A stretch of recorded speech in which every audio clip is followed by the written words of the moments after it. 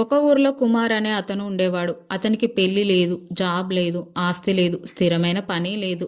రోజు కూలి దొరికితేనే పోయేవాడు, లేకపోతే ఖాళీగా ఉండేవాడు. కానీ మాటలు మాత్రం ఆకాశాన్ని తాకేవి.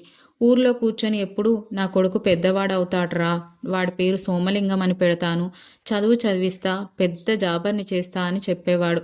ఇది విన్న ఊరి వాళ్ళు మొదట నవ్వుకున్నారు. పెళ్ళే లేదు, ఇల్లు లేదు, అయినా కూడా కొడుకు పేరు మాత్రం ఇంకా గొప్పగా చెప్పుకుంటున్నాడు అని.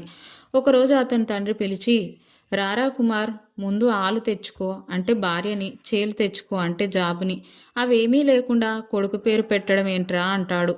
అది విని చుట్టూ ఉన్నవాళ్ళు నవ్వుతూ, ఆలు లేదు, చేలు లేదు, కొడుకు పేరు సోమలింగం అన్నారు. ఆ మాట సామెతగా మారిపోయింది.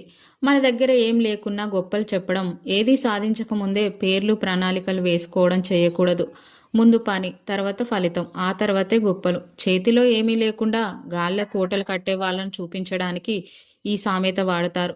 మనం మన చుట్టూ చాలా మందిని చూస్తాం. చదువు పూర్తి కాకముందే పెద్ద జాబ్ సాధిస్తానని కలలు కనడం, పని మొదలు పెట్టక ముందే పెద్ద పేరు, ఆశలు, ప్రయత్నం లేకుండానే ఫలితం కావాలి అనుకుంటారు. పేరు కన్నా ముందు పని, హోదా కన్నా ముందు కష్టం, గుర్తింపు కన్నా ముందు నిలకడ ముఖ్యం. మనం గుర్తుంచుకోవాల్సింది, ముందు నీ చేతులు కష్టంతో మురికవ్వాలి, చెమట చిందించాలి. తర్వాతే నీ పేరు వెలుగొందుతుంది. ఈరోజు నువ్వు చిన్నగా ఉన్నావేమో, ఎవరికి కనిపించకపోయావేమో పర్లేదు, కానీ నువ్వు నిజంగా ప్రయత్నం చేస్తుంటే నీ పేరు ఒకరోజు నువ్వే పెట్టుకుంటావు, లోకం పెట్టదు. కలలు కనండి, కానీ ముందుగా ఆ కలలకి పునాది కట్టండి. Please like, share, subscribe.